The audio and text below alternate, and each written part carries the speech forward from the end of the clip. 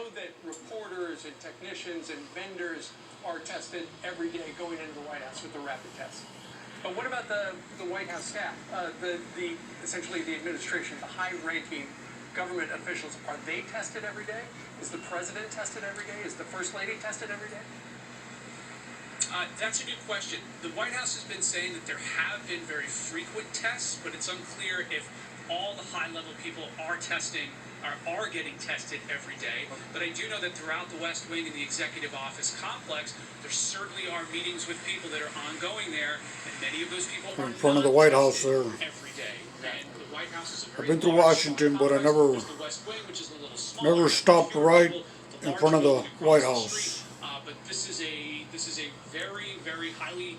It's on my bucket list, though. It's an atmosphere where you've got a lot of people who can be very close to one another. These are old government buildings. There's not a lot of spacing that go on in there, and so the idea that you can maintain social distancing constantly in those areas in there it's pretty. Once again, if you're just waking up, it's Donald Trump and the First Lady have tested positive for the COVID this morning, 1 a.m. in the morning. Thank you so much for being with us. They tweeted out that they tested positive. Let's bring in Dr. Marc Siegel. They said we're going to get through this together.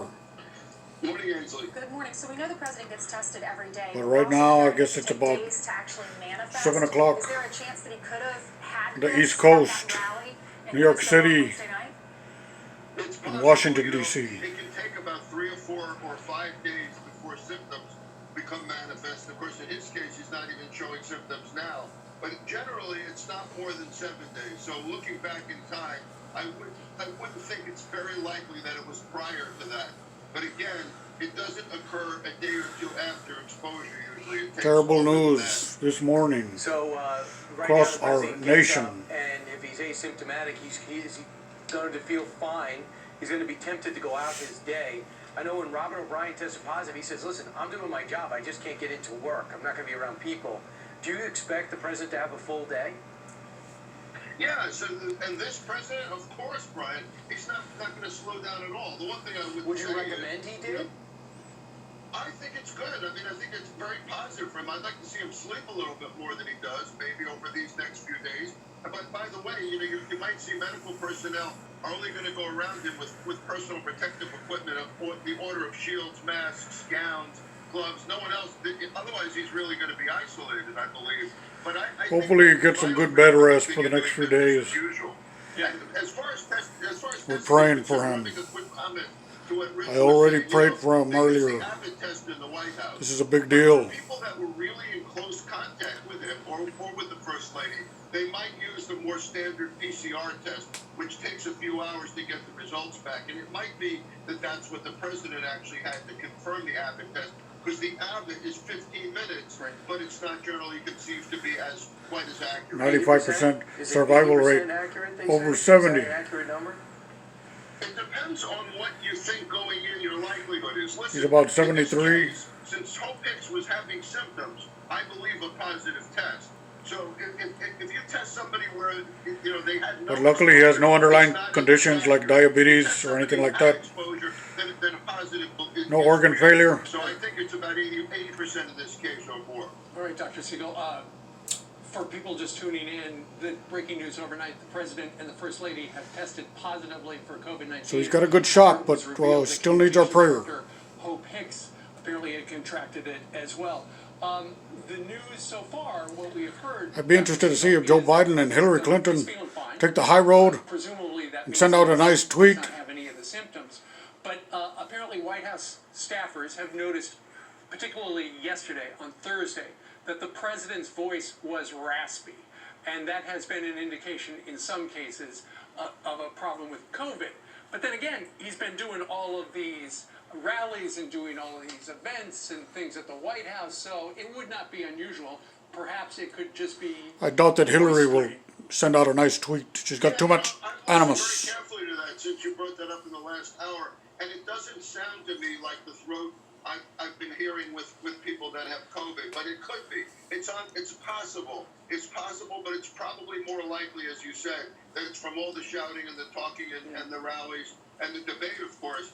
But, the other thing is here, what do we have to expect with the president? And I want to point out that the Centers for Disease Control is saying has always said over the past several months, 10 days of quarantine or 10 days of isolation, but that can be shortened if you have 2 negative tests. I don't think that you're going to see any shortcuts here. I think you're going to see 10 days where the president, isolates himself and then, of course, does the negative test just to reassure people before getting back. So for friends of mine that have kids in school, and if a kid at school has a positive, then sometime I'm hearing they shut down for a day, they do contact tracing, they're able to come back. It's amazing they're able to actually do that. Is that what happens here? We've had journalists at Fox that have sat down with him over the course of the last week.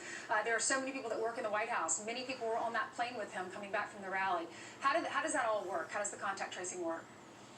Well, it's just that you test people, Ainsley, and I think that people that have had just casual contact with them probably will just get the Abbott test, which is right there in the White House. So you can rule out a lot of people quickly. People that have had very close contact, by the way, they might test more than once or with a more aggressive test. I also want to reassure the American public out there. It's a heck of a disease. I've been taking care of COVID-19 patients. Never thought Donald Trump would get it. The vast majority of the people in the president's age group, and even with his weight being up a little, with no other pre-existing conditions, I'm ready to eradicate this disease. Asymptomatic and do incredibly well, and that's what I'm hoping for and expecting Dr. here. Ronnie Jackson, who used to be his doctor at the White House, said the same thing. Said 99% of those individuals. We either get rid of the disease or it's going to get rid of us. That's right, and he may never have symptoms at all. And again, as Steve said, that throat may not have nothing to do with COVID whatsoever. I'm expecting and hoping for a complete and full recovery here.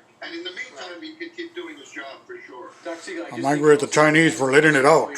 People who maybe not saw the first hour. He's also considered a great I still think they did it. I'm in the age bracket with the most Man-made but I got it. disease. I worked through it, and then I beat it, and then maybe people will realize that, don't panic if you test positive. Just take precautions. The other thing to keep in mind, Donald too, Trump was beating him like a drum, and then with the all of a sudden this disease comes out from China. the possibility of him taking something to accelerate, to accelerate. I don't trust those Chinese. Dr. Jackson wasn't for this, but Dr. Kunta Ahmed was, and that was giving him remdesivir. Well, Brian, I'm for him taking zinc. Well, he's not my patient, but I'm for the idea of zinc and vitamin D, because we've seen some studies where low vitamin D correlates to worse effects. Remdesivir, I spoke to, as you know, and I interviewed the original author of the study on this. I think it's moderately effective, but I would probably not give it without symptoms. I think it's more for people that are just starting to get sick. Synthetic antibodies are very promising, but we're not quite there yet, where you could give synthetic antibodies early on. So I like the zinc and the vitamin D idea. I think it's too early for remdesivir. I'm hoping you won't need that. Dr. Siegel, really quickly, we're just learning that the vice president was with the president the last time in the Oval Office on Tuesday morning. His debate is next Wednesday, October 7th, so that'll be 8 days later. Will his debate be a go? I think his debate will be a go. I'm really looking forward to it. Ainsley, he should be tested a few times before then. Test negative a couple of times. I think it's a very, very remote risk, and I think he could go. Okay, Dr. Siegel, thank you very much. By the I way, bet you we've Joe also Biden's received looking word forward to it that too. apparently the Vice President Looking forward to the and debate. President are tested daily. Looking forward to getting Chris beat like a Christie was on drum. Another morning show this morning. He said he was tested while with the president this week, and Chris Christie was negative. He's going to eat Joe Biden's He told lunch. The host over there, he's going to get a test this morning after news overnight, but feels fine. Adds that the group that prepared the president for the debate did not wear masks, but was a small group. I think Rudy Giuliani was one of them. Yeah. Dr. Siegel, Everybody did gets to they get- said to you everybody has to they get were tested. wearing masks and they were in proximity to the president a couple of days ago, getting ready for the debate. Hopefully Go ahead everybody and have the good test test negative. today. We're going to Yes, keep I our think it's a precaution. keep Donald and Melania on our Understand prayers. We're talking about a precaution here. You test people that have been around the president for a short period of time, and they were distanced and wore masks. You're not expecting them to be positive, but that's what contact tracing is. You want to make sure how far the circle goes. So far, a lot of people are testing negative, and that's Conservatives need to pray for him. Dr. Siegel, thank you.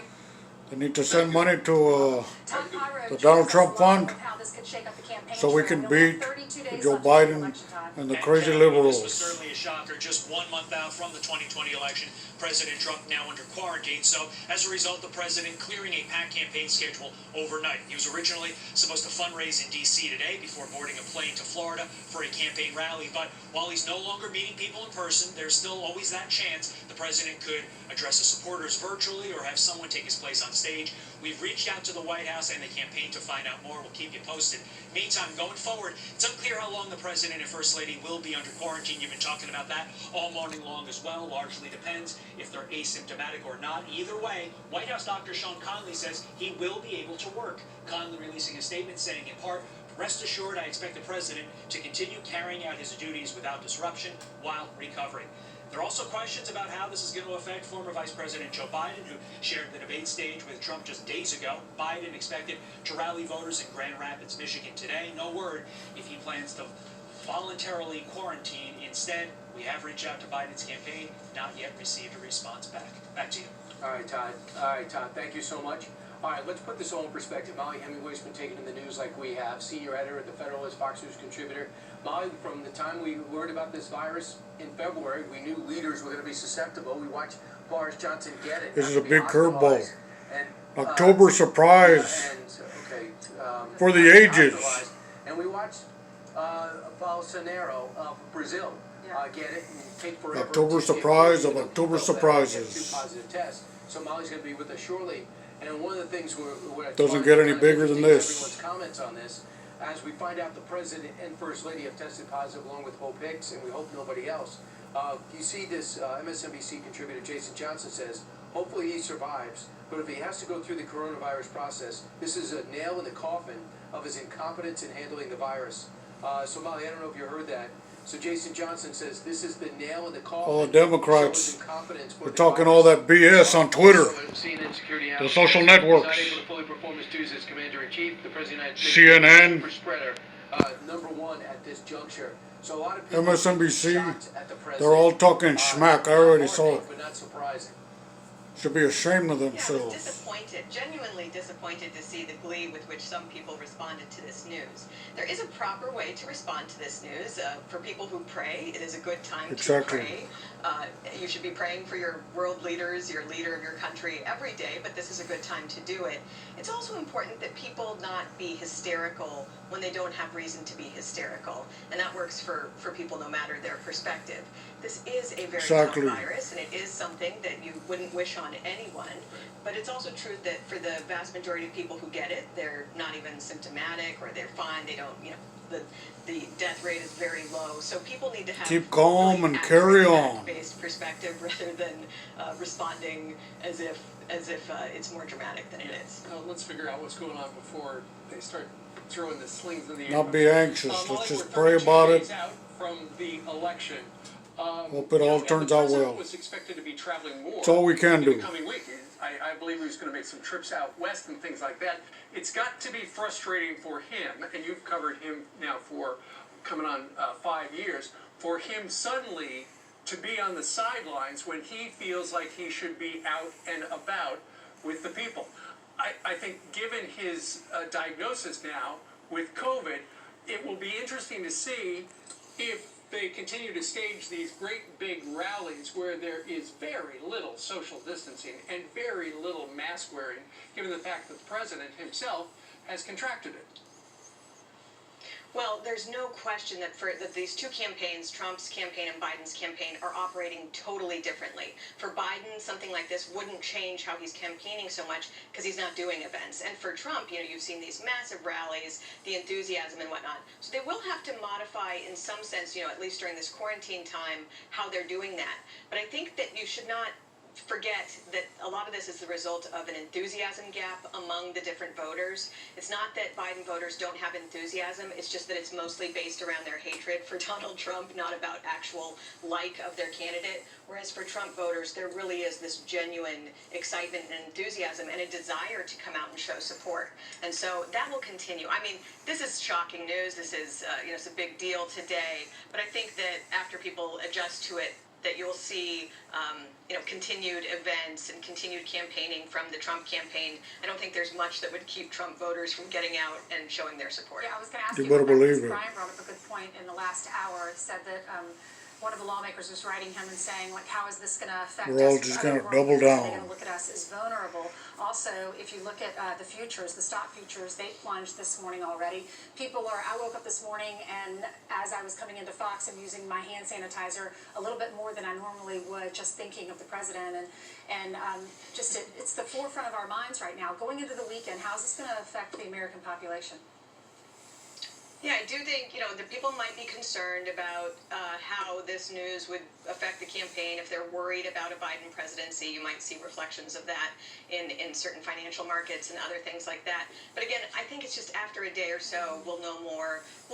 And Gotta upload this. I'm gonna have to cut this short. Again, Al Olmos reports Donald Trump test positive for the COVID-19.